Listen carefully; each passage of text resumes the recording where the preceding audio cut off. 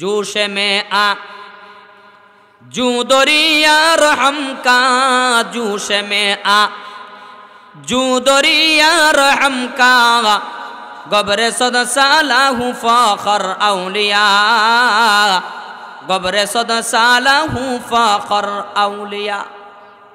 कवि बड़ आक्षेपेर साथे बोलेन একটা মানুষ যখন আল্লাহর কুদরতি ইশক এবং প্রেমের সাগরে যখন ডুব দেয় তখন তার যদি 100 বছর হয়ে থাকে আর 100 বছরের পাপ নিয়ে যদি আল্লাহর ইশক এবং প্রেমের সাগরের মধ্যে যখন ডুব দেয় ওই মুহূর্তে আমার আল্লাহ তার 100 বছরের গুনাহ মাফ করিয়া আমার আল্লাহ আল্লাহর কুদরতি কুলে ওই মুহূর্তে উঠায় আনে। যাই হোক, আমি যে আপনাদের সামনে আসলাম দ্বীনের দাওয়াত নিয়ে।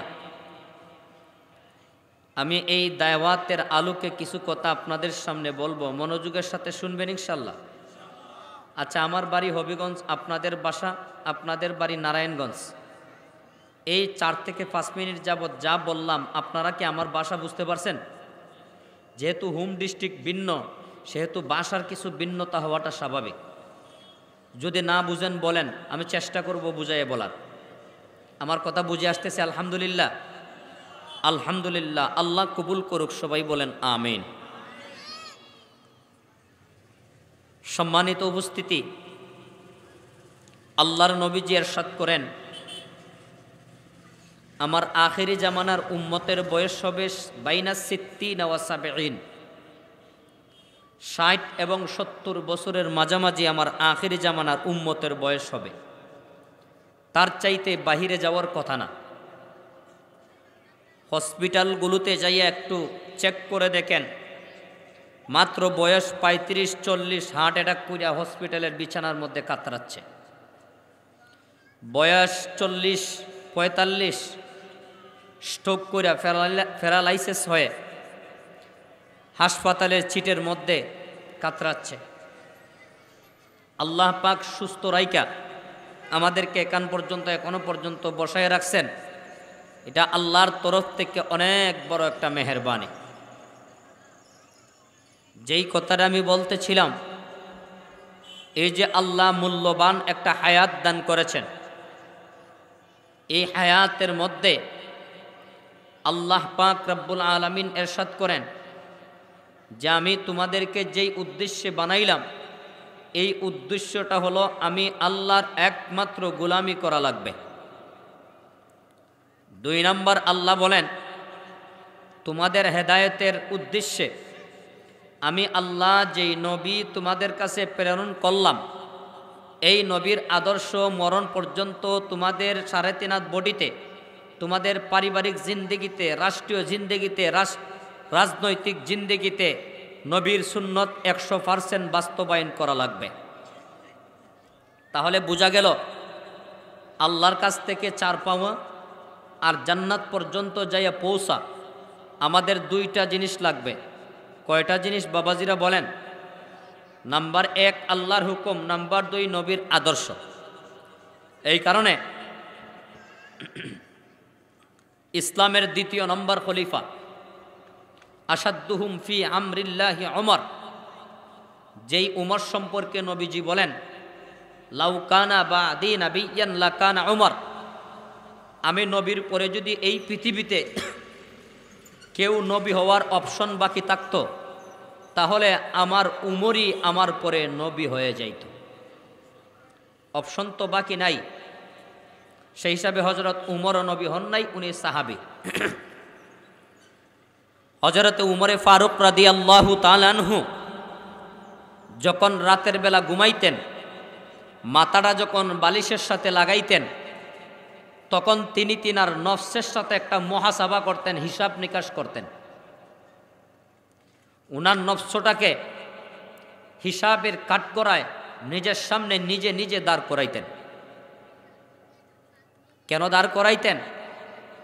প্রশ্ন করতেন, নফস,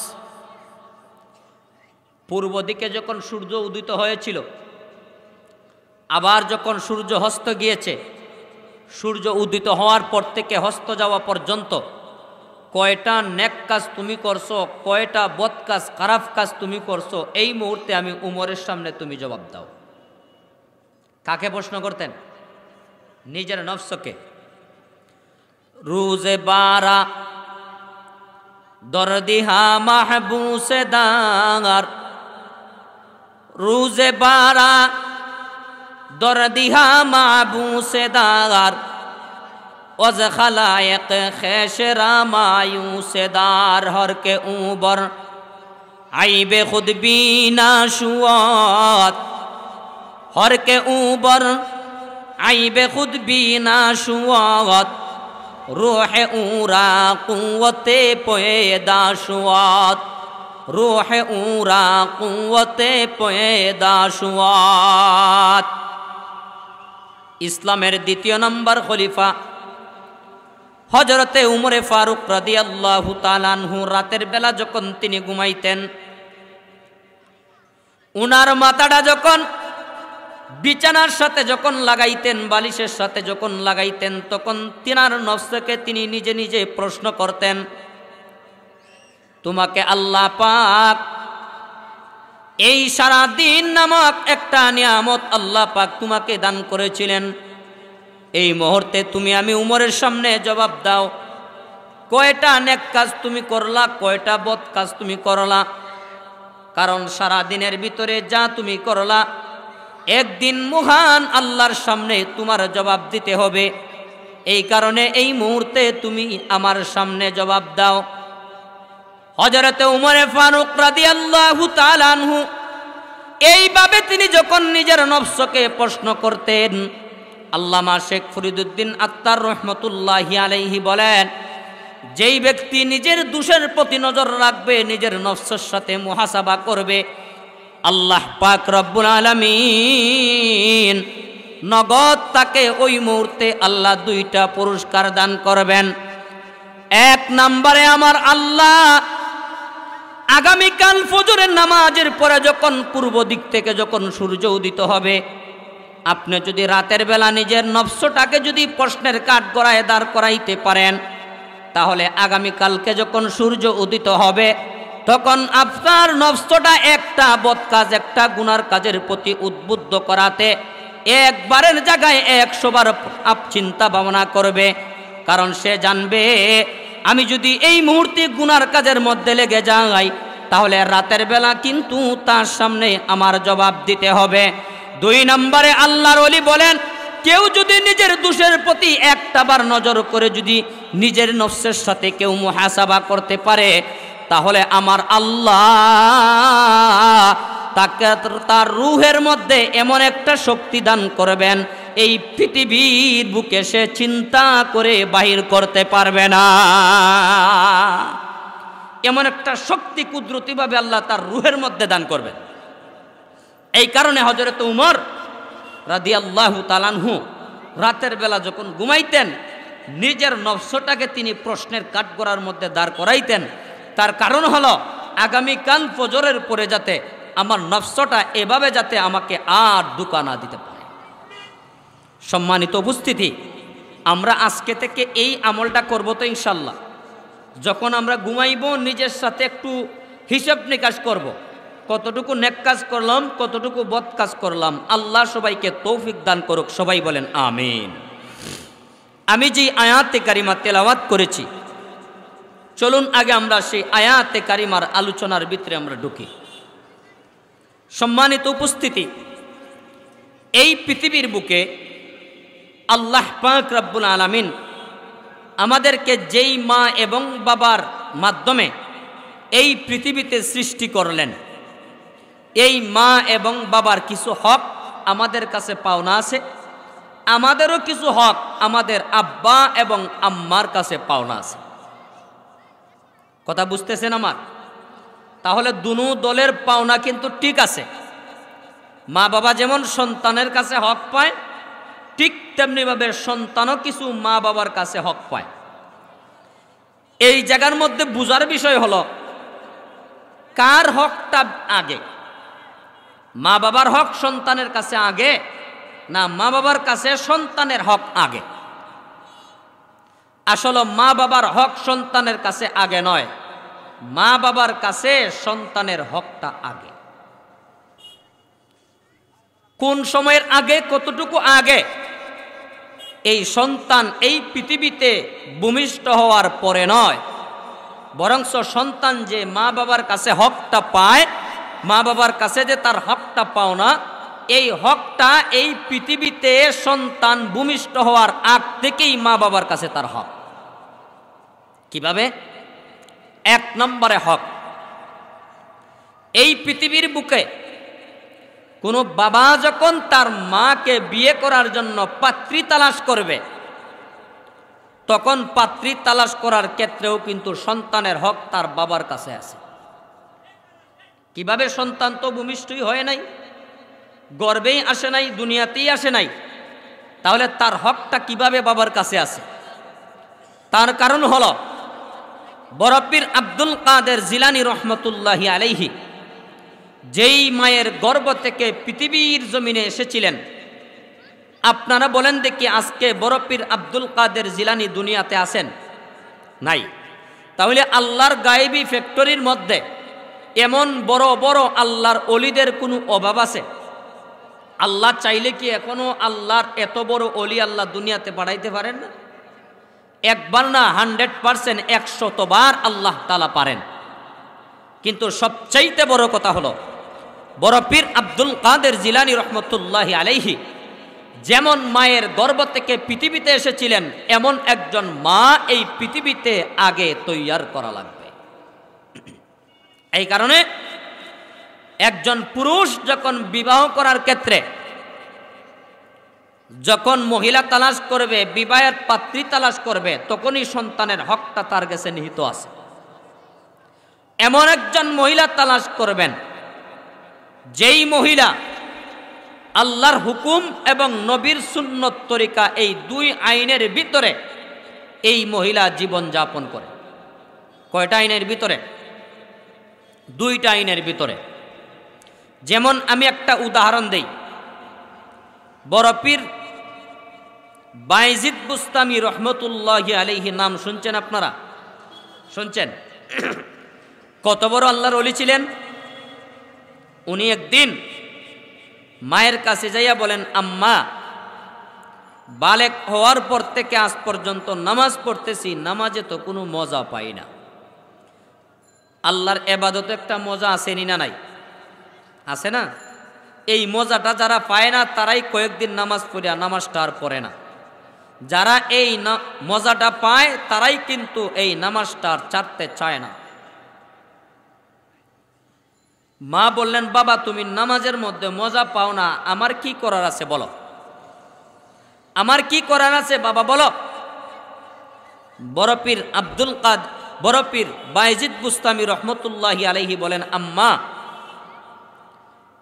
আমি এক পর্যায়ে বালেক হওয়া থেকে না এই পর্যন্ত আমি আপনার কাছে আসি, এই পর্যন্তের সার্টিফিকেটটা আমি সন্তান আপনার কাছে দিতে পারবো যে আপনি জিন্দেগিতে আল্লাহর হুকুমের বিরুদ্ধে, নবীর আদর্শের বিরুদ্ধে কোনো কাজ আপনি করেন নাই। এই সময়টার সার্টিফিকেট আমি আপনাকে দিতে পারবো। কিন্তু মা, আমি যখন আপনার গর্ভে ছিলাম, পেটে ছিলাম, মা একটু হিসাব করে দেখেন তো, আমাকে গর্ভে রাইকা আপনি কোনো হারাম খাদ্য আপনার পেটের ভিতরে ঢুকাইছেন কিনা? সন্তানের প্রশ্নটা চিন্তা করছেন? বড় পীর বাইজিদ বুস্তামি রহমতুল্লাহি আলাইহির এই প্রশ্ন শুনে মা চিন্তায় পড়ে গেলেন। কি প্রশ্ন করল?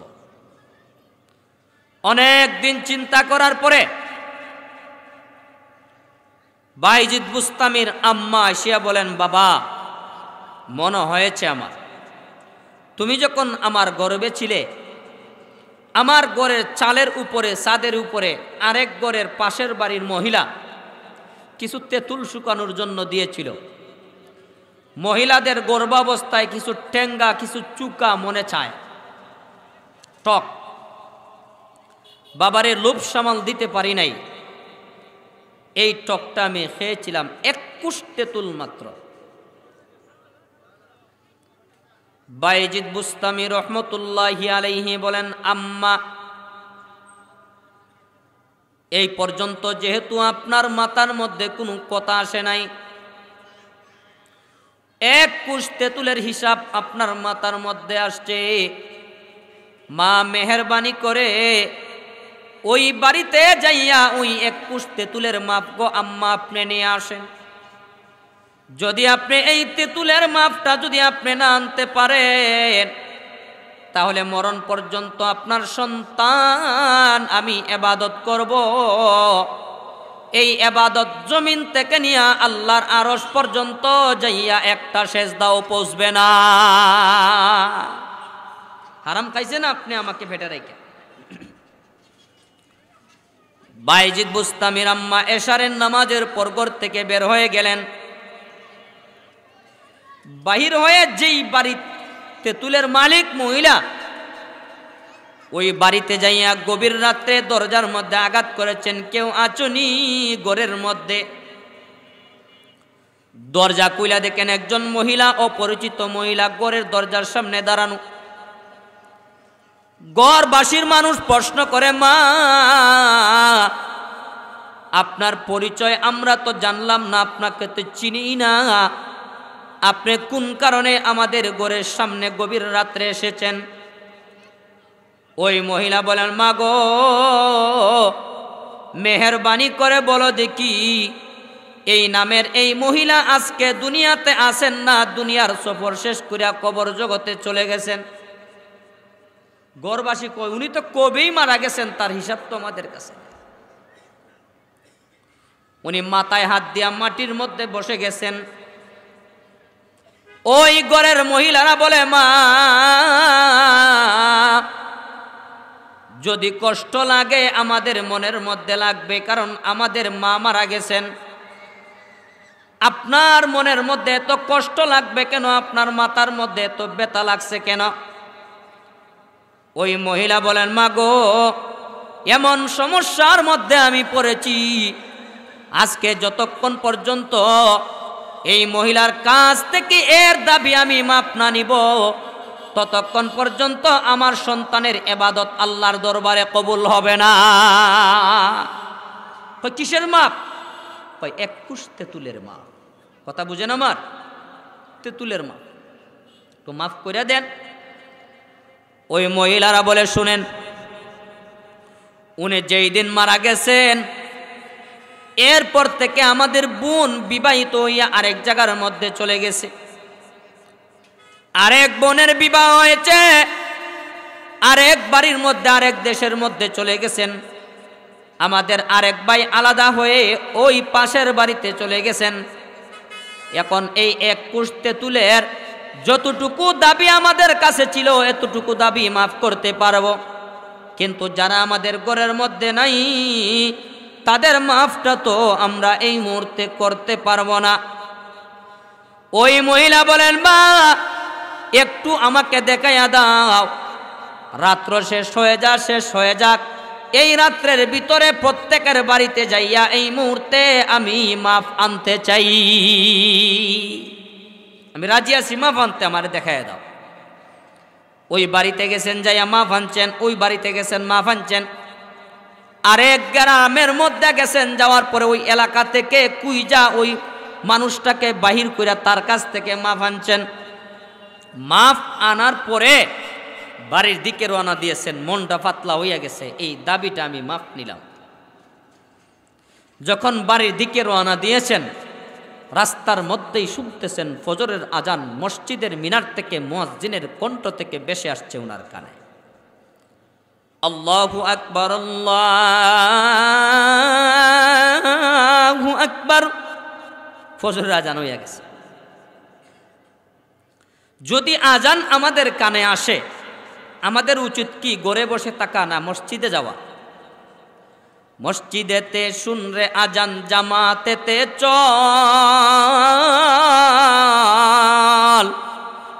বুকে পাবে সান্ত্বনা, তুই মনে পাবে বল। মসজিদে আজান হয়ে গেছে, আপনি যদি আজান শোনার সাথে সাথে যদি মসজিদে চলে যান, তাহলে নামাজ পড়ার পরে এমন একটা শান্তি আর এমন একটা শক্তি আল্লাহ দান করবেন, এই পৃথিবীর বুকে এর চাইতে বড় শান্তি আপনি পাবেন না। উনি যখন আজান শুনছেন আস্তে আস্তে কইরা ঘরের দরজা খুলছেন, খুব খেয়াল করে কথাগুলা বুঝবেন।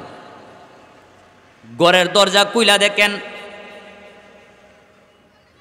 বাইজিদ বুস্তামি যেভাবে এশারের নামাজের পর যেইভাবে যায় নামাজের মধ্যে সেজদায় পড়েছিলেন, ফজরের আজান পর্যন্ত এই সেজদার মধ্যেই তিনি আছেন, আর সেজদা থেকে মাথা উঠান নাই।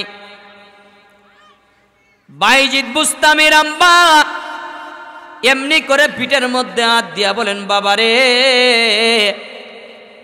এশারের নামাজের পর তোমাকে সেজদায় রেখে গেছিলাম, আজকে সারা রাত্র অতিবাহিত হয়ে ফজরের আজান হয়ে গেছে, এখন পর্যন্ত কি তোমার মধ্যে সেজদার মজা শেষ হয় নাই? যেই মুহূর্তে উনার আম্মা এই কথা বলেছেন, সেজদা থেকে মাথাটা উঠাইয়া মায়ের চেহারার দিকে একবার তাকাইছেন। তাকানোর পরে বলেন, মা, এশারের নামাজের পর থেকে ফজর পর্যন্ত আপনি কোন জায়গায় ছিলেন আমাকে বলেন। ওই মহিলা বলেন, বাবারে, এক কুস্তি তুলের মাছেন, আমার সেজদাটা আল্লাহর জমিন থেকে নিয়ে আল্লাহর আরশ পর্যন্ত চলে গেছে। সারা রাত্র কোন দিকে গেছে তার টের আমি বাইজিদ বুস্তামি পাই নাই। জুড়ে বলেন সুবহানাল্লাহ। তাহলে মায়ের পেট, মায়ের জিন্দেগি যতক্ষণ পর্যন্ত সোজা রাস্তায় না আসবে, আল্লাহর হুকুম নবীর সুন্নত তরিকা অনুযায়ী না ঢুকবে, ততক্ষণ পর্যন্ত ভালো কোনো সন্তান, ভালো কোনো আল্লাহর ওলি, আলেমে বামল, হক্কানি আলেম, উলামায়ে কেরাম, সমাজের নেককার সন্তানের আশা করা যায়? আপনি রোপণ করবেন আম গাছ, আপনি চাইবেন কাঁঠাল হবে? আপনি রোপণ করবেন বাঁশ, তার থেকে চাইবেন আপনি লেচু ফল, কাজ হবে? কিয়ামত পর্যন্ত কাজ হবে না। এই কারণে এই সন্তানের হক মা বাবার কাছে আগে। কত আগে? এই বাবা যখন তার মাকে নির্বাচিত করবে, ওই নির্বাচন করার সময় থেকে সন্তানের হক মা বাবার কাছে। সন্তান মা বাবার কাছে 14টা হক পায়। কয়টা হক? সবাই বলেন না, কয়টা হক? 14টা। আর মা বাবার সন্তানের কাছে 60টা হক পায়। আমি আল্লাহর জাতের কসমকে আমি আপনাদের সামনে বলতে পারি, কোন মা বাবা যদি তার সন্তানের 14টা হক যথাযথভাবে আদায় করে, তাহলে জিন্দেগিতে কোনোদিন ওই সন্তান মা বাবা অচল হয়ে যাওয়ার পরে, বৃদ্ধ হয়ে যাওয়ার পরে তার মা বাবাকে গাড় ধরে ধাক্কা দিয়ে তার ঘর থেকে বাহির করে আলাদা ঘরের মধ্যে দিবে না। কোন মা বাবা যদি সন্তানের 14টা হক যথাযথ আদায় করে, তাহলে ওই সন্তান জিন্দেগিতে ওই মা বাবাকে নিয়ে বৃদ্ধাশ্রমের মধ্যে দিবে না। 1 নম্বর হক তার মাকে নির্বাচিত করার সময়। 2 নম্বর হক সন্তান মা বাবার কাছে, যখন সন্তান ভূমিষ্ঠ হয়ে মায়ের কুলের মধ্যে আসবে, তখন বাবার হক এবং মা বাবার দায়িত্ব হলো সন্তানের ডান কানে আজান, বাম কানে একামত শোনায়া দেওয়া। ডান কানে আজান, বাম কানে একামত। আপনারা এখানে জানা আছেন, আমার বিশ্বাস প্রত্যেকেই নামাজ পড়েন তো আপনারা। আমি আপনাদেরকে একটা প্রশ্ন করি, আজানের 15 মিনিট পরে একামত হয় জামাতের জন্য। আপনারা বলেন একামত শেষ, আজানও শেষ, একামত শেষ, এখন বাকি কি? জামাত না? বাকি কি? জামাত। যদি একামতের পরে জামাত আদায় করতে যদি লেট হয়, তাহলে এই একামত তাকে না ছুটে যায়। যেই রকম ভাবে আজান এবং একামতের পরে জামাতের আর তেমন বাকি থাকে না, ঠিক তেমনি ভাবে আল্লাহ পাক এই পৃথিবীতে মায়ের গর্ভ থেকে ভূমিষ্ঠ হওয়ার পর ডান কানে আজান, বাম কানে একামত দিয়ে আল্লাহ বুঝাইতে চাইছেন, এ আমার মায়ার বান্দা বান্দি, তোমাদের জানাজার নামাজেরও আর বেশি বাকি নাই। যেই কোনো মুহূর্তে জানাজার নামাজ সংগঠিত হয়ে যেতে পারে। আজকে এখানে এই মুহূর্তে আমরা যারা আছি, ফজরের নামাজের পরে শুনতে পারেন আপনার এলাকার মাইকের মাইক থেকে আওয়াজ আসছে, ইন্না লিল্লাহি ওয়া ইন্না ইলাইহি রাজিউন। অমুক মিয়া নামের এই ব্যক্তি ওই এলাকা নিবাসী, রাত্রের 3:15 উনি ইন্তেকাল করেছেন। এমন সংবাদ আসতে পারে কিনা? কাদের জন্য দোকানের মধ্যে কাফনের কাপড় এই মুহূর্তে রেডি, আমরা কেউ বলতে পারি? আমার জন্য হবিগঞ্জে যাওয়ার আগে আগে আমার জন্য দুনিয়ার এই দোকান মার্কেটের মধ্যে কাফনের কাপড় কাইটা রেডি হয়ে যেতে পারে। আগামী রাত্রে এমন টাইমে আমি এই দুনিয়ার বাসিন্দার নাও থাকতে পারি, আমি 3.5 হাত কবরের বাসিন্দা হয়ে যেতে পারি। এই কারণে মুসল্লিয়ান ইকরাম বাইরামার, আমাদের আজান শেষ, আমাদের একামত শেষ, বলেন তো বাকি কি আছে? জামাত। এই জামাতের নাম জানাজার নামাজের জামাত। এই কারণে দুনিয়াতে চলতে ফিরতে যাইয়া সব সময় নিজের মৃত্যুর চিন্তা, আখিরাতের চিন্তা, কবরের চিন্তা সব সময় মাথার মধ্যে আনবেন। যদি মাথার মধ্যে মৃত্যুর চিন্তা, কবরের চিন্তা, জাহান্নাম জান্নাতের চিন্তা না আসে, তাহলে 2টা জায়গাতে খুব বেশি বেশি যাবেন। কয়টা জায়গাতে? নাম্বার 1 কবরস্থানে, নাম্বার 2 হসপিটালে। হসপিটালে গেলে বোঝা যাবে কতটুকু নিয়ামত দিয়ে আল্লাহ সুস্থ রাখছেন। কবরের সামনে গেলে পরে বোঝা যাবে আল্লাহ পাক কতটুকু হায়াত দান করে আমাদেরকে রাখছেন। আল্লাহ পাক আমাদের সবাইকে তৌফিক দান করুক, সবাই বলেন আমিন। 14টা হকের মধ্যে কয়টা হক গেল? 2টা হক। 3 নাম্বার হক, সন্তান যখন এক পর্যায়ে কথাবার্তা বলা শিখবে, চলাফেরা করা শিখবে, তখন ইমানি ভ্যাকসিন, ইমানি টিকা আপনার সন্তানের কলিজার ভিতরে আপনি ঢুকাইয়া দিতে হবে। 2022 সালে করোনা ভাইরাস নামক মহামারী যখন আমাদেরকে গ্রেফতার করেছিল, এই ভাইরাস থেকে বাঁচার জন্য আমরা কি দিয়েছিলাম? টিকা, ভ্যাকসিন। কি জন্য? যাতে করে এই ভাইরাস আমাদেরকে আক্রান্ত না করতে পারে। ঠিক তেমনিভাবে একটা সন্তান যখন হাঁটাচলা, চলাফেরা করা, কথাবার্তা বলা শিখবে, তখন সর্বপ্রথম সন্তান মা বাবার কাছে 3 নাম্বার হক পায়, যে মা বাবা ওই মুহূর্তে তার মাথার ভিতরে, তার কলিজার ভিতরে, তার কলবের ভিতরে ইমানি টিকা অর্থাৎ ধর্মীয় শিক্ষা তার ভিতরে ঢুকাইয়া দিবে, যাতে করে ভবিষ্যতে মরণ পর্যন্ত নাস্তিক্যবাদ এবং মুরতাদের এবং ইহুদিবাদ এবং বিধর্মীদের কোনো কৃষ্টি কালচার নামক মহামারী তার ভিতরের মধ্যে না ঢুকতে পারে। কথা ঠিক না বেঠিক?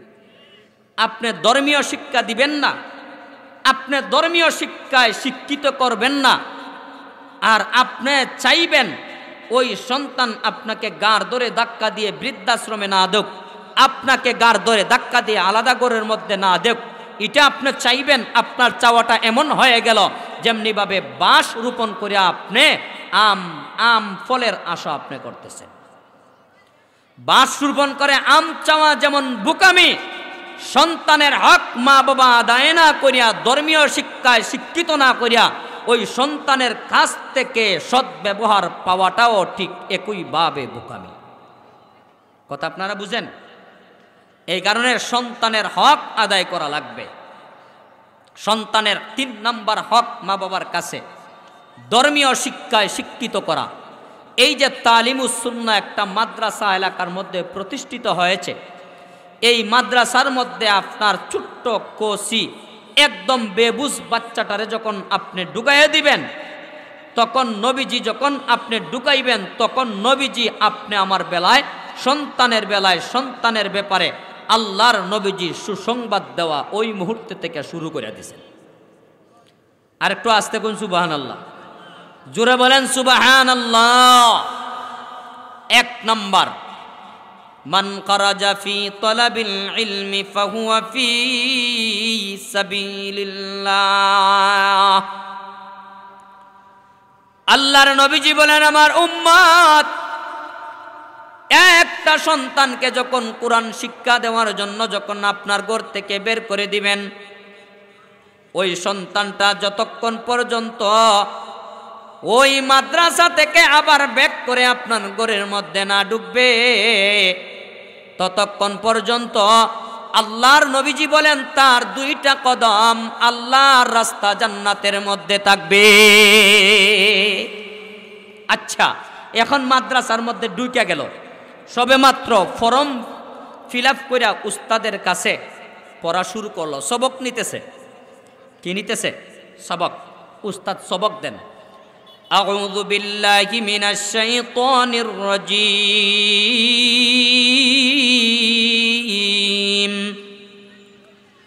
বিসমিল্লাহির রহমানির রহিম,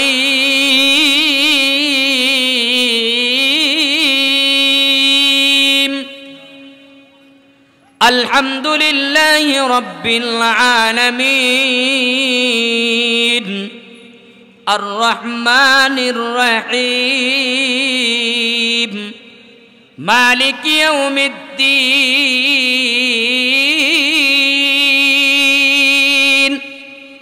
আউযু বিল্লাহ বিসমিল্লাহ পইরা উস্তাদ সবেমাত্র সূরা ফাতিহা শিক্ষা দেওয়া শুরু করেছে।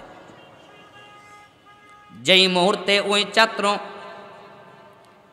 এই উস্তাদের কাছে এই ফর্ম ফিল আপ কইরা আউযু বিল্লাহ বিসমিল্লাহ পইরা আল্লাহর কালামের তেলাওয়াত শিখা শুরু করেছে,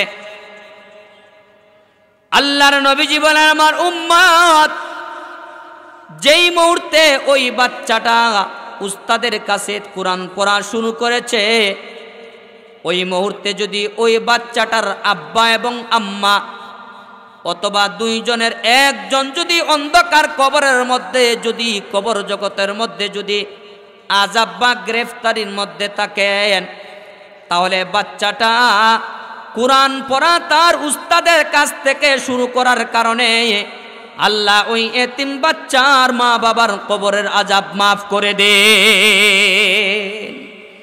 এই ফেরেশতারা জলদি করো, কবরের আযাবকে তোমরা মওকুফ করো, কারণ তার সন্তানটা, কলিজার টুকরা সন্তানটা এই মুহূর্তে থেকেই আমি আল্লাহর সাথে কথা বলা শুরু করে দিয়েছি। আল্লাহর নবীজি বলেন, কেউ যদি কোরআন তেলাওয়াত করে সে যেন স্বয়ং আল্লাহর সাথে ওই মুহূর্তে কথা বলে।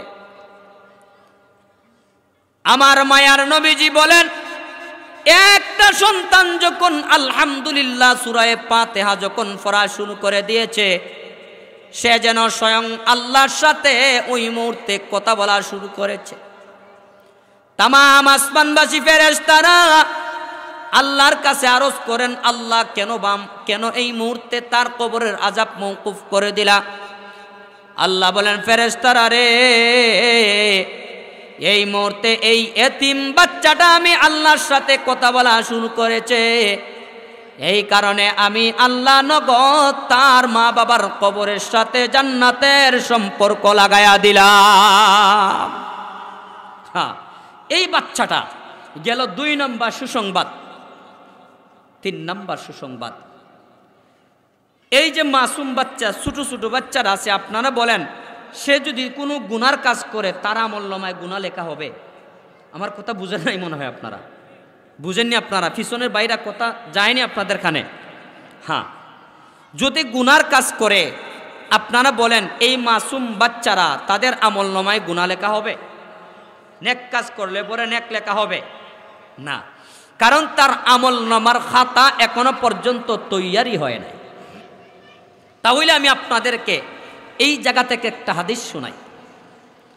قال النبي صلى الله عليه وسلم من قرأ حرفا من كتاب الله فله به حسنة والحسنة بعشر أمثالها لا أقول ألف لام ميم حرف। আল্লাহর নবীজি বলেন, আমার উম্মত, এই কালামুল্লাহ থেকে যেই সমস্ত মানুষেরা একটা হরফ তিলাওয়াত করবে, আল্লাহ পাক রব্বুল আলামিন নগদ তার আমলনামার মধ্যে 1 হরফের বিনিময়ে 10 নেকি আল্লাহ দান করে দিবেন। আল্লাহর নবীজি বলেন, আমার উম্মত, লা আকুলু আলিফ লাম মিম হারফুন। আল্লাহর নবীজি বলেন, আমার উম্মত, আমি কখনো বলি নাই আলিফ লাম মিম এই তিনটা হরফ মিলা একটা অক্ষর। আল্লাহর নবীজি বলেন, আমার উম্মত, তোমাদের মধ্যে কেউ যদি আলিফ লাম মিম এই শব্দটা একটা বারের জন্য তেলাওয়াত করে, তাহলে আমার আল্লাহ নগদ তার আমলনামার মধ্যে 330 নেকি লেখা দিবেন। তাহলে আপনারা বলেন, এই বাচ্চাটা মাদ্রাসার মধ্যে ঢুইকা যখন এক পারা তিলাওয়াত করলো, আপনারা বলেন এক পারার মধ্যে কি 10টা হরফ থাকে? কত হাজারো হরফ থাকে, তার কি কোনো হিসাব আছে? তাহলে এক হরফ পড়লে যদি 10 নেকি, তাহলে 5 লক্ষ হরফ 5 মিনিটে পড়লে কত কোটি নেকি তার আমলনামায় হবে, তার কোনো হিসাব আছে? তাহলে বাচ্চার আমলনামার খাতা এখনো পর্যন্ত তৈয়ার হয় নাই। বাচ্চা বালেগ হওয়ার আগ পর্যন্ত তার নামে হাজার হাজার লক্ষ কোটি নেকি এই মুহূর্তে জমা হয়ে গেল। এই নেকিগুলা কোন জায়গায় যাবে? প্রশ্নটা আমার বুঝছেন তো? আমার উস্তাদে মুহতারাম বলতেন, মনে করেন আপনার এই অসহায় একদম ছোট্ট বাচ্চাটাকে নিয়ে আপনি একজন আত্মীয়র বাড়িতে গেছেন বেড়াইতে। আপনার আত্মীয় মায়া কইরা দয়া কইরা 1000 টাকার একটা নোট আপনার বাচ্চার হাতের মধ্যে ধরাইয়া দিছে। আপনারা বলেন তো দেখি, ঢাকা রাজধানীতে যাইয়া 1000 টাকা দিয়া আপনার বেবুজ বাচ্চাটা কি কোনো মার্কেট করতে পারবে? মাছ কিনতে পারবে? তাহলে ওই 1000 টাকা বাচ্চাটা করে কি 1000 টাকা পায় কে?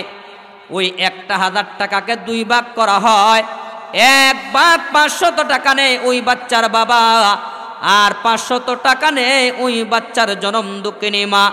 ঠিক তেমনি ভাবে আল্লাহর নবীজি বলেন, আমার উম্মত, তোমাদের এই সমস্ত বেবুজ বাচ্চারা বালেগ হওয়ার আগ পর্যন্ত যত লক্ষ যত কোটি নেকি তার জন্য তৈয়ার হবে, এই সমস্ত নেকিগুলারে আমার আল্লাহ 2 ভাগ কইরা 1 ভাগ দিবেন তার বাবার আমলনামায়, আর আরেক ভাগ নেকি তার জনম দুঃখিনী মায়ের আমলনামায় আল্লাহ দান কইরা দে। এই কারণে এই যে ছোট্ট ছোট্ট বাচ্চারা আছে, এই বাচ্চারা যদিও মাদ্রাসার ভিতরে ঢুকে দেখতেছেন একদম নগণ্য জীর্ণ শীর্ণ মাদ্রাসা, কিন্তু ওই মাদ্রাসাতে ঢুকে যে পড়ালেখা করলো, তার কি লাভ, তার কি ফায়দা, এই জগতে বুঝে না আসলেও বুঝতে পারবেন কাল হাসরের কঠিন ময়দানে আল্লাহ কতটুকু নিয়ামত দান করেছে।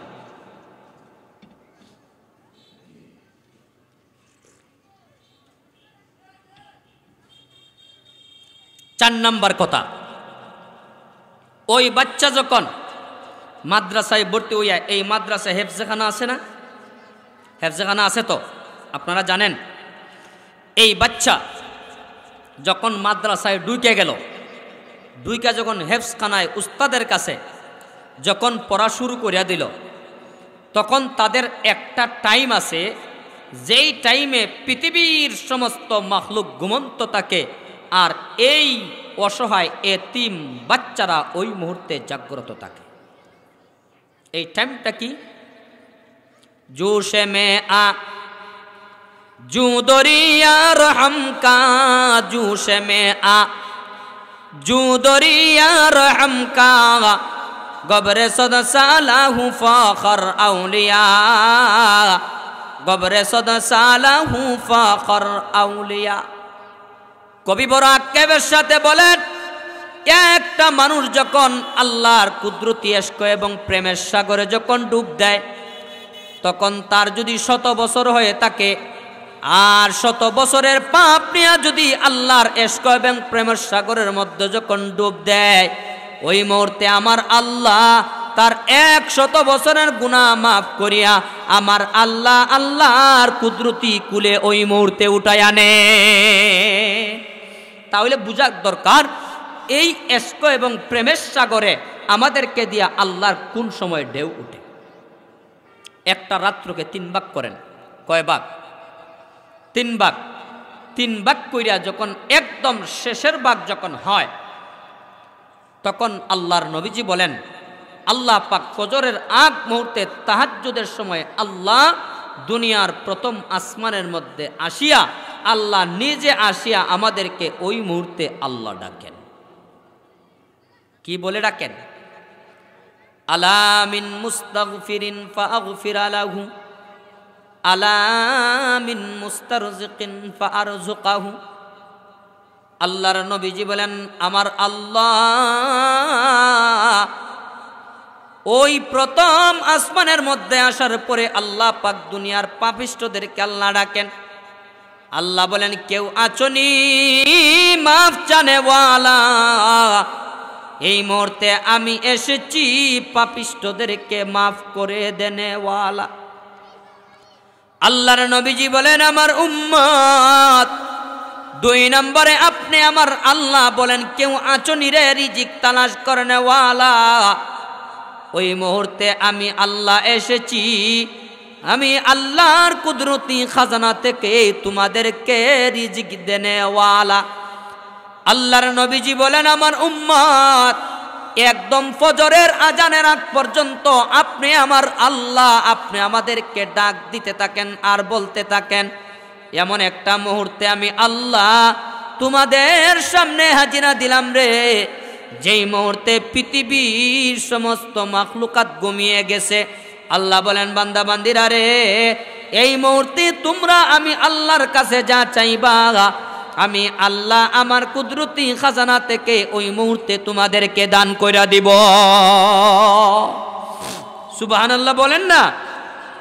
তাহলে আল্লাহ ওই মুহূর্তে মাফ করে দেওয়ার জন্য, কুদরতি খাজানা থেকে রিজিক দেওয়ার জন্য আল্লাহ প্রথম আসমানের মধ্যে আসিয়া আল্লাহ পাক ডাকেন। খেয়াল করে কথাগুলো বুঝবেন। অথচ দুঃখের বিষয়, ওই মুহূর্তে আমরা ফজরের আগ মুহূর্তে জাগ্রত থাকি না ঘুমন্ত থাকি? ঘুমন্ত না। এমনকি ঠান্ডার সময়ে ফজরের নামাজটা পর্যন্ত আমাদের কাছ থেকে ফৌত হয়ে যায়, খবরই আমাদের থাকে না। যেই মুহূর্তে আমরা ঘুমো থাকি ওই মুহূর্তে মাসুম বাচ্চারা, আপনি আমার কলিজার টুকরা বাচ্চারা আল্লাহর সামনে হাজিরা দেয়। 2 রাকাত নামাজ পড়িয়া উস্তাদের সামনে তিলাওয়াত করা শুরু করে দেয়। আলিফ লাম মিম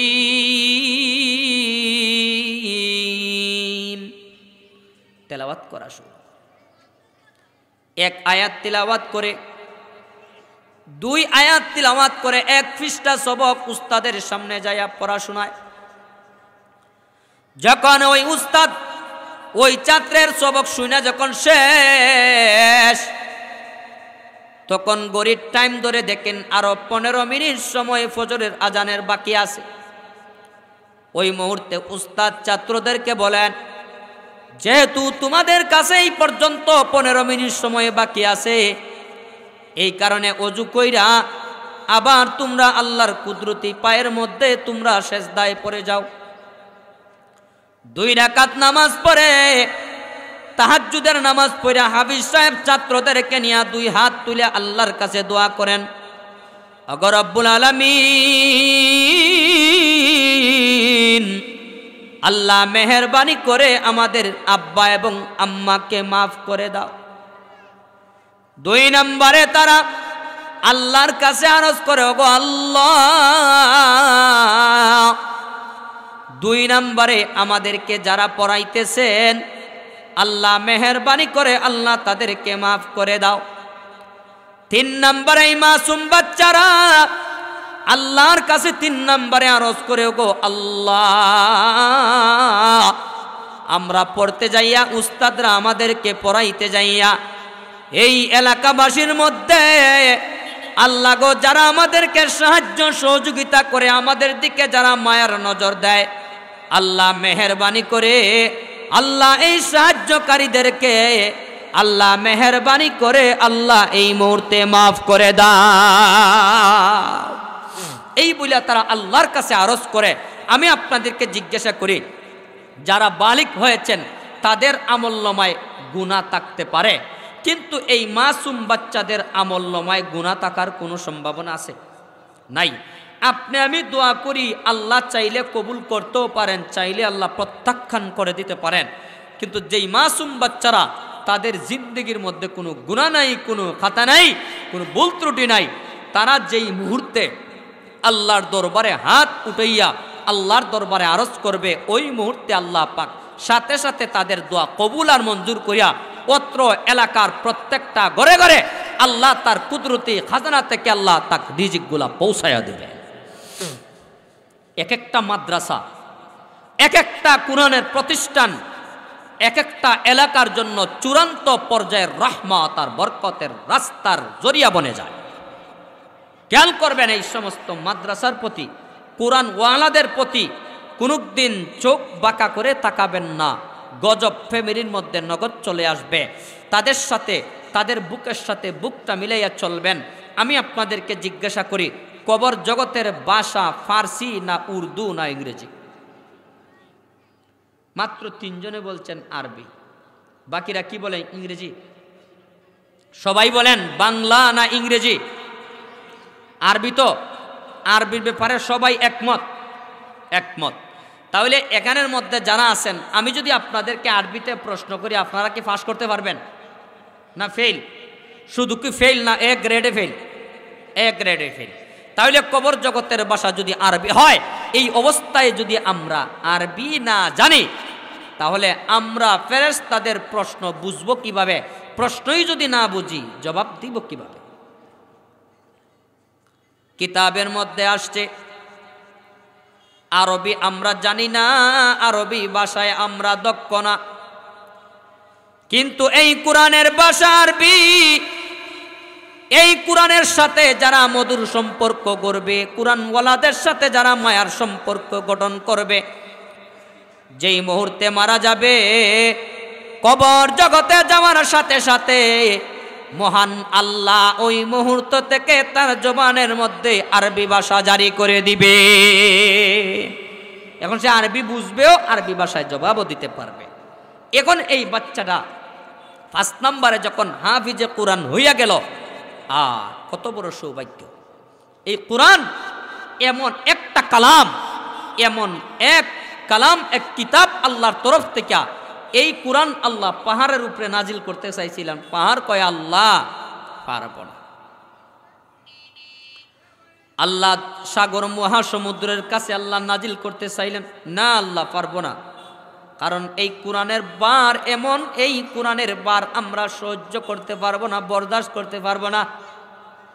কেউ দায়িত্ব নেয় নাই, কিন্তু আপনি আমার আল্লাহ এই 30 পারা কোরআন শরীফ কানাকে আল্লাহ পাক মুমিন বান্দা বান্দির এই বাচ্চাদের কলবের ভিতরে আল্লাহ নাজিল কইরা দিলে তারা নিতে পারবে। এই কচি বাচ্চাটা যখন এই মাদ্রাসার মধ্যে আসে, যখন 30 পারা কোরআন শরীফের হাফেজ হয়ে যাবে, যখন 30 পারা কোরআন শরীফ কানাকে যখন তার ভিতরে ঢুকাইবে, ওই মুহূর্তে যখন মারা যাবে, মারা যাওয়ার সাথে সাথে যখন আল্লাহর সামনে হাজিরা দিবে, আল্লাহ পাক রব্বুল আলামিন ওই মুহূর্তে বলবেন, বাবার এই আমার বান্দারে, আমি আল্লাহ মায়া করে দয়া করে তোমার সিনার ভিতরে আমি আল্লাহ কোরআন নাজিল করেছিলাম, কোরআন কানাকে আমি আল্লাহ ঢুকায়া দিয়েছিলাম।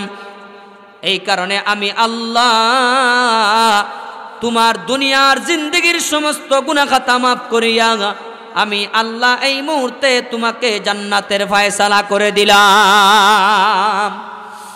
সুবহানাল্লাহ কইতা নাই? সবাই বলেন সুবহানাল্লাহ। ঠান্ডা তো বেশি না, স্বাভাবিক ঠান্ডা তো। আমাদের হবিগঞ্জে আমাদের বাসা তো, ওখানে পাহাড়ি এলাকা, চূড়ান্ত পর্যায়ের ঠান্ডা, কিন্তু আপনাদের নারায়ণগঞ্জ শহর এলাকা এত ঠান্ডা তো না। সেই হিসাবে অলসতা আসার তো কথা না। যুবক ভাইরা কি বলেন, আওয়াজ দেওয়া যাবে? আওয়াজ দেওয়া যাবে ইনশাআল্লাহ। আল্লাহ সবাইকে তৌফিক দান করুক, সবাই বলেন আমিন। এই বাচ্চা বলে, আল্লাহ আমি যখন দুনিয়াতে কোরআন পড়েছিলাম, তখন আমার আব্বা এবং আম্মা তাদের কলিজাটাকে পিছনের দিকে দিয়া এই মাদ্রাসার মধ্যে দিয়াছিল। ওগো রব্বুল আলামিন, যেই বয়সে মা বাবার বুকের সাথে বুকটা লাগাইয়া আল্লাহ আমি ঘুমন্ত থাকার কথা এক বিছানায়, ওই মুহূর্তে বিছানার গাটিটা আমার বাবা মাথার উপরে নিয়া কলিজা পিছনের দিকে দিয়া মাদ্রাসায় দিয়াছিল। ওগো আল্লাহ, আজকে আমি জান্নাতে চলে যাব, আর আব্বা এবং আম্মা কোন অবস্থায় থাকবেন তাদের কোনো ফয়সালা হয় নাই, এখনো পর্যন্ত তাদের কোনো ফয়সালা হয় নাই। আল্লাহ তাদেরকে হাসরের মাঠে রাইখে আমি জান্নাতে যাব, আল্লাহ তা হতে পারে না। আল্লাহ যতক্ষণ পর্যন্ত আমার আব্বা এবং আম্মাকে জান্নাতের ফয়সালা না করবেন, আল্লাহ ততক্ষণ পর্যন্ত আমি জান্নাতের মধ্যে আমি যাব না। সুবহানাল্লাহ বলেন না?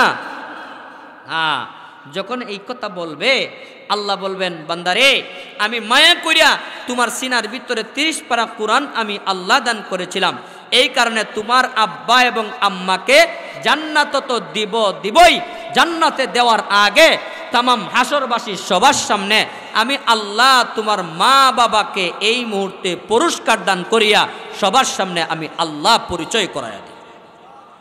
আর একটু আস্তে বলেন সুবহানাল্লাহ, জোরে বলেন সুবহানাল্লাহ।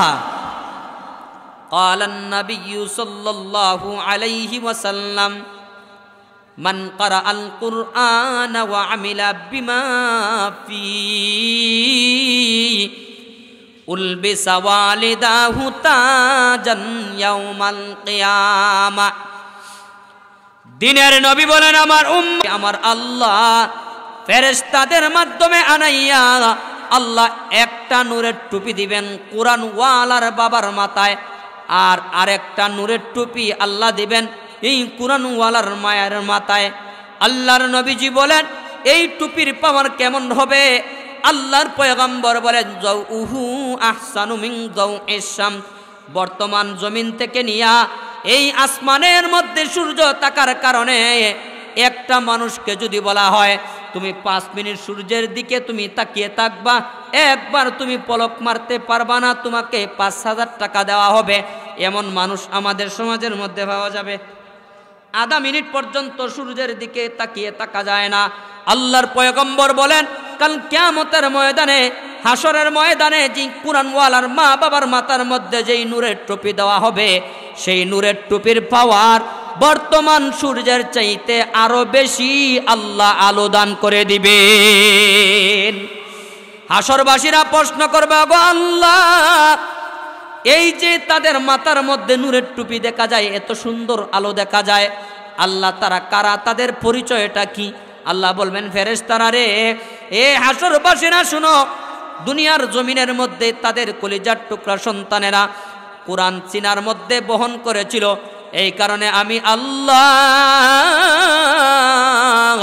তাদের মাথার মধ্যে এমন টুপি পরাইলাম, আজকে তামাম হাসরবাসীর সামনে আমি আল্লাহ তাদেরকে পরিচয় করায়া দিলাম। এই কারণে আমরা চাই না আমাদের একটা সন্তান কোরআনওয়ালা হোক। যদি আমরা চাই তাহলে আমাদের একটা সম্পর্ক তো অবশ্যই আল্লাহর সাথে আছে। বাবাজিরা আমার, একটা মানুষ যত বড় পাপিষ্ঠই হোক, যত বড় গুনাহগারী হোক, তার একটা গোপনে একটা সম্পর্ক মহান আল্লাহর সাথে কিন্তু অবশ্যই আছে। কারণ 100 বছরের পাপীকে আল্লাহ মাফ করেন নাই। বুখারী শরীফের হাদিস, এক মহিলা সারা রাত্র রাস্তার মধ্যে কাটায়, জিনা কইরা তার ইনকাম দিয়া জীবন চালায়। জোরে বলেন নাউজুবিল্লাহ। রাস্তা দিয়ে আসতেছে সকালবেলা, একটা পিপাসার্থে কুকুর পানি পান করার জন্য কুয়ার পাড়ের মধ্যে দাঁড়াইয়া হাহাকার করছে। মহিলা ডুল পায় নাই, বালতি পায় নাই, গলার ওড়নাটা পানিতে ভিজাইয়া একটু চিপা দিয়া কুকুরের মুখের মধ্যে দিয়েছে।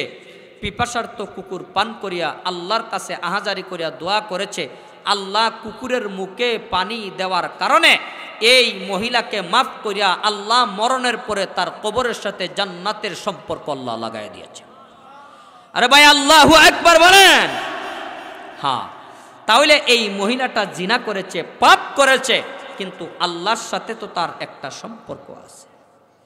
হাসতে রাব্বুন নাসেরা বা জানে নাস इत्तिसाले बेतकय्युफ बेक़ियास सबसे रबते आशनाई है उसे सबसे रबते आशनाई है उसे दिल में हर एक के रसाई है उसे दिल में हर एक के रसाई है उसे একটা মানুষের জিন্দেগিতে সমুদ্রের পেনা পরিমাণ গুনাহ যদি তার জিন্দেগির মধ্যে থাকে আর तमाम জিন্দেগির গুনাহ নিয়ে ওই পাপিষ্ঠ যদি আল্লাহর দরবারে সিজদা দিয়া যদি বলে ওগো রব্বুল আলামিন 100 বছর হায়াত দান করেছিলাম আল্লাহ 100 বছর শয়তানের দোকায় পইরা আল্লাহ আমি গুনাহ করেছি ওগো আল্লাহ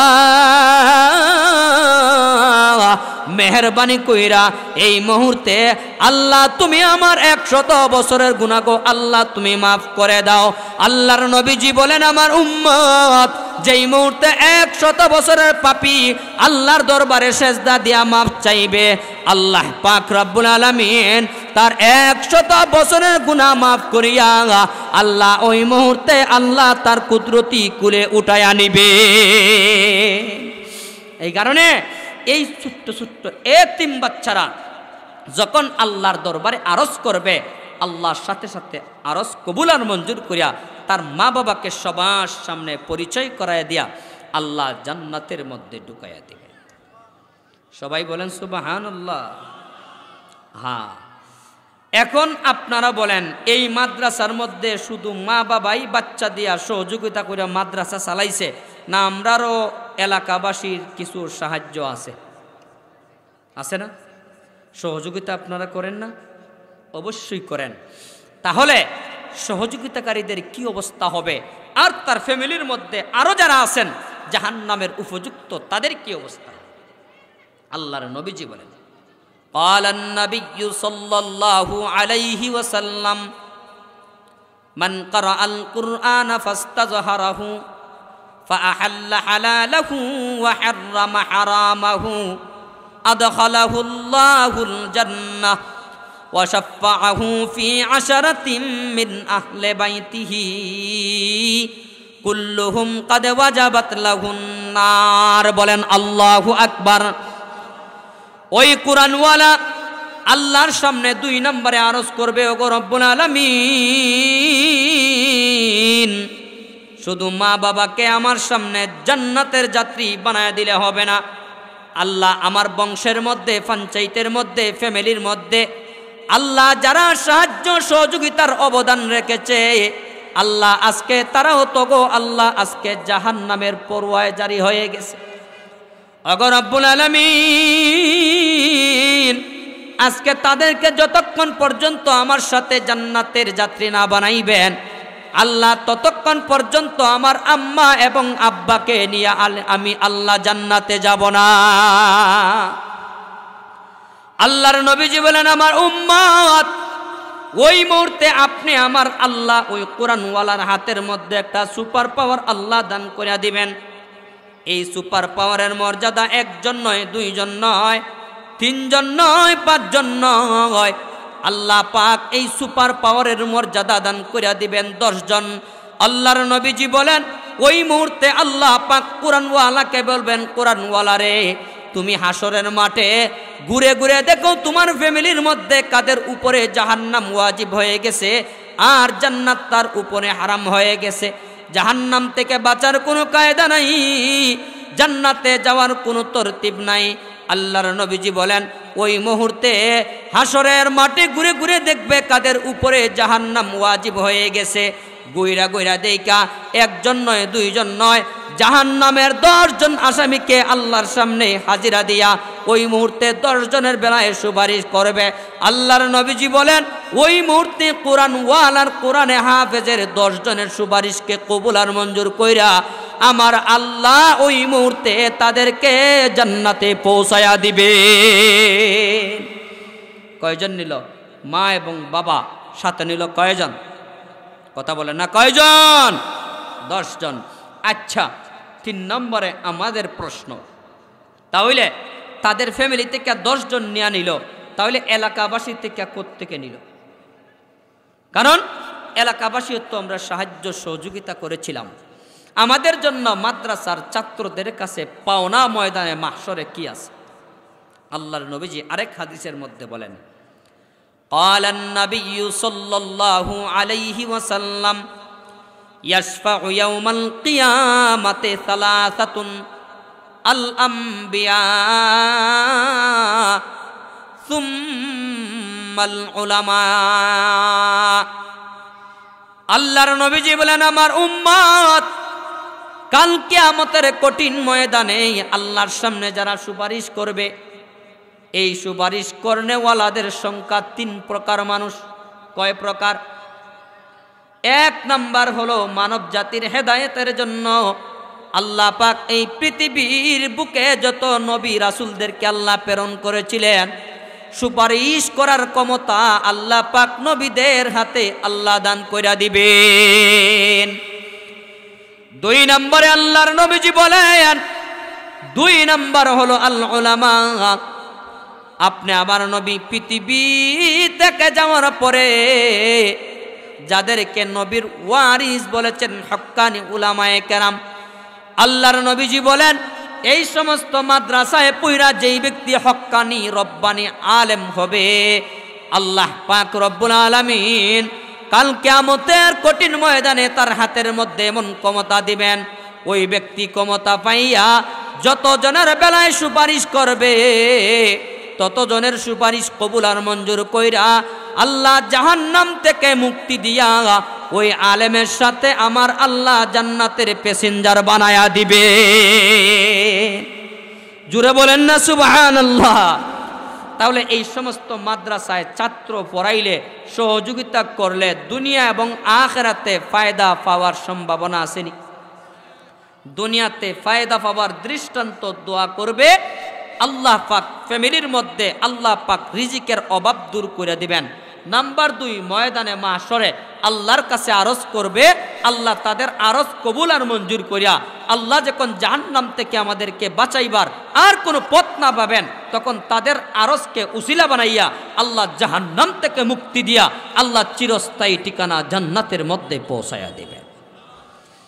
আলবেদা আয় খাজা রফতম তাবতু আলবেদা আয় খাজা রফতম তাবতু জিন্দগানি বদনসিবে জানে তু জন্নতু গশ তানে সজদন রুনে তু জন্নতু গশ তানে সজদন রুনে তু আমুদাবা রহনামায়ামরুনে তু হুরে গিলমা যত্নে নিয়ামতে হাই তু হুরে গিলমা যত্নে নিয়ামতে হাই তু सबसे बेहतर नियामते दीदार तू हर तमन्ना दिल से रुखसत हो गई हर तमन्ना दिल से रुखसत हो गई अब तू आजा अब तू खिलवत हो गई जन्नतो दो जख से या रब क्या करो जन्नतो दो जख से या रब क्या करो आरज़ू है मैं तुझे देखा करो आरज़ू है मैं तुझे देखा करो। ওই সমস্ত জান্নাতীরা যখন জান্নাতে চলে যাবে জান্নাতে যাওয়ার পরে এই সমস্ত জান্নাতীরা হবে জান্নাতের মেহমান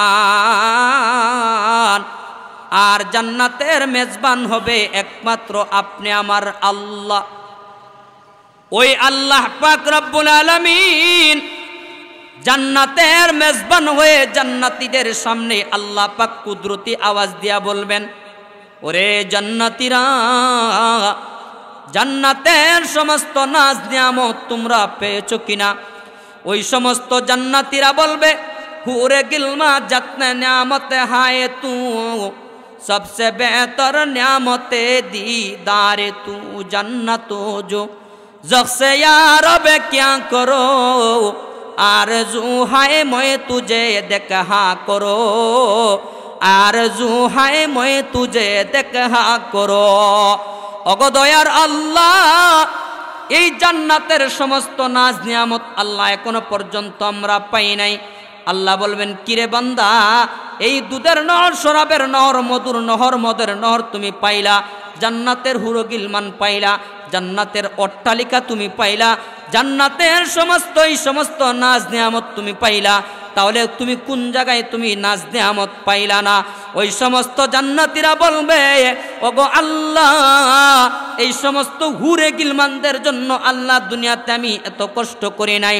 আল্লাহ যখন নবীর জবান থেকে কথা শুই না, উলামায়ে কেরামদের জবান থেকে কথা শুই না, আল্লাহ না দেখা যখন তোমার উপরে ঈমান এনেছিলাম ওগো রব্বুল আলামিন, তখন নবীর জবান থেকে উলামায়ে কেরামদের মাধ্যমে শুনেছিলাম। আল্লাহ জান্নাতে আসার পরে আল্লাহ প্রধান নিয়ামত হলো আল্লাহ তোমার কুদরতি চেহারাটা একবার আল্লাহ আমাদের দেখা। ওগো রব্বুল আলামিন, যতক্ষণ পর্যন্ত আল্লাহ তোমার কুদরতি চেহারা আমরা সরাসরি না দেখব, আল্লাহ ততক্ষণ পর্যন্ত জান্নাতের নাজ নিয়ামত আমাদের জন্য পূর্ণ হবে না। এই আবদার যখন আল্লাহ জান্নাতীদের জবান থেকে শুনবেন, আল্লাহর ৭০,০০০ নূরের পর্দা আছে। কয় হাজার? ইন্নাকুম সাতারাউনা রাব্বাকুম কামা তারাউনাল কামারা ফি লাইলাতিল বাদর। এই আকাশের মধ্যে একটা চন্দ্র যদি উজ্জ্বল হয়ে যদি আমাদের সামনে প্রকাশ হয়, পৃথিবীর বুকে কোনো মানুষ দেখতে তিল পরিমাণ কোনো সমস্যা হয় না। ঠিক তেমনি ভাবে আল্লাহর পয়গম্বর বলেন, যখন জান্নাতীদের সামনে আল্লাহ ৭০,০০০ নূরের পর্দা থেকে যখন একটা পর্দা সরাইবেন, তখন এই পূর্ণিমার রাতের চাঁদের মতো সমস্ত জান্নাতীরা মহান আল্লাহকে দেখতে থাকবে। আপনাদের সামনে হবিগঞ্জ থেকে অনেক কষ্ট করে আসছি, শরীরের মধ্যে প্রচণ্ড জ্বর, সাথে করে গাড়ি আনি নাই, কিভাবে যাব চিন্তা করিয়া পাইতেছি না। কালকে জুমার পরে বয়ান, এরপরে রাত্রে বয়ান, ৩০ তারিখ পর্যন্ত একদিনও খালি নাই। আমি এত কষ্ট করে আমি আপনাদের সামনে আসলাম, আবার এতক্ষণ পর্যন্ত এইভাবে কথা বলবো তা কল্পনাও আমি করতে পারি নাই। কষ্ট করিয়া যে আমি আপনাদের সামনে এতগুলা কথা আমি বললাম, আমার কথাগুলো আপনারা বুঝতে পারছেন তো? সবাই বুঝছেন তো? পিছনের বাইরা কথা বুঝছেন তো? তাহলে আমি আপনাদের সামনে আমি একটা মাত্র আরজ আর দরখাস্ত আর অনুরোধ আমি আপনাদের সামনে মেহমান হিসাবে, আপনাদের সন্তান হিসাবে আমি রাখতে চাই। এই আরজটা হলো মুসলমানদের প্রাণকেন্দ্র এই সমস্ত কোরআনের প্রতিষ্ঠান। আপনারা মরণ পর্যন্ত আল্লাহ পাক যতদিন হায়াত দান করেছেন, ততদিন পর্যন্ত এই সমস্ত মাদ্রাসার সাথে আপনারা ঈমানি সম্পর্ক, আন্তরিকতার সাথে আপনারা ইনশাআল্লাহ জড়াইয়া রাখবেন। অনেক এতিম বাচ্চারা এই মাদ্রাসার মধ্যে থাকে, সময় পাইলে তাদের মাথার মধ্যে আসিয়া কিছু দিতে পারেন না, মাথার মধ্যে হাত বুলাইবেন। নবীজি বলেন, এতিম বাচ্চার মাথার উপরে কেউ যদি মায়ার নজরে হাতটা বুলাইয়া দেয়, তার মাথার নিচে, তার হাতের নিচে যতগুলা চুল ফলবে, প্রত্যেকটা চুলের বিনিময়ে আল্লাহ তার আমল নামায় এক একটা নেকি নগদ আল্লাহ দান করে দেবে। ২ নম্বরে, যিনি মাদ্রাসা পরিচালনা করেন, উনার হোম ডিস্ট্রিক্ট হবিগঞ্জে না নারায়ণগঞ্জে? হবিগঞ্জে। আমরা উলামায়ে কেরাম আপনাদের গড়ের বাত, আপনাদের পকেটের অক্লান্ত পরিশ্রমের টাকা খেয়ে আমরা ইলমে দিন আমরা অর্জন করেছি। সময় দেওয়া তৌফিক হয় না, সব সময় দেশে দেশে ঘুরি, যেই জায়গায় মাদ্রাসা করি ওই জায়গায় মাদ্রাসায় থাকি, যেই এলাকায় মাদ্রাসায় চালাই ওই এলাকার সাথে সম্পর্ক আমরা রাখি। এই কারণে আপনাদের এলাকায় মেহমান হিসাবে নিজের ভাই মনে কইরা যিনি আপনাদেরকে সম্বোধন করেন, বাবার বয়সী যারা আছেন বাবা বইলা যিনি সম্বোধন করেন, চাচার বয়সী যারা আছেন চাচা বলে, মামা বলে যিনি সম্বোধন করেন, হযরত মাওলানা মুফতি সালমান আহমদ নুমান সাহেব, বয়সে কম, আমি মেহমান হিসাবে আমার দেশের মানুষ আপনাদের কাছে আমি দিয়া গেলাম। আপনারা আমার এই ভাইটাকে নিজের সন্তান হিসাবে মোহাব্বত করবেন। ভুল ত্রুটি করলে নিজের সন্তানকে যেভাবে ভুল ত্রুটি মাফ কইরা গড়ে রাখেন, ঠিক তেমনিভাবে উনার পক্ষ থেকে ভুল ত্রুটি হইলে উনাকে মাফ করে আপনাদের ঘরের মধ্যে রাখবেন, সর্বাত্মক সহযোগিতা করবেন। রাতের বেলা গভীর রাত্রে হাত উঠাইলে আল্লাহর কাছে উনার নামটা স্মরণ করবেন, আর মাদ্রাসার কথাটা আপনারা বলবেন। ইনশাআল্লাহ এইভাবে ওনার সাথে সম্পর্ক জড়াই রাইকা যদি এই মাদ্রাসা থেকে প্রতি বছর 2, 4, 5 জন হাফেজে কোরআন, আলেমে বামল, হক্কানি আলেম উলামায়ে কেরাম যদি ডেলিভারি দিতে পারেন, ময়দানে মাহশরে আপনি আমি যখন জাহান্নামের বেরিতে যখন আবদ্ধ হয়ে যাব, আল্লাহ যখন জান্নাতে যাওয়ার কোনো কায়দা না পাবেন, তখন এই মাদ্রাসা, এই কোরআনওয়ালা, এই সমস্ত হক্কানি রব্বানি উলামায়ে কেরামদের সাথে আন্তরিক সম্পর্ক দেইকা আল্লাহ এটাকে উসিল্লা কইরা আল্লাহ ওই মুহূর্তে মাফ করিয়া আল্লাহ পাক আমাদেরকে জান্নাতে ইনশাআল্লাহ পৌঁছায়া দিবে।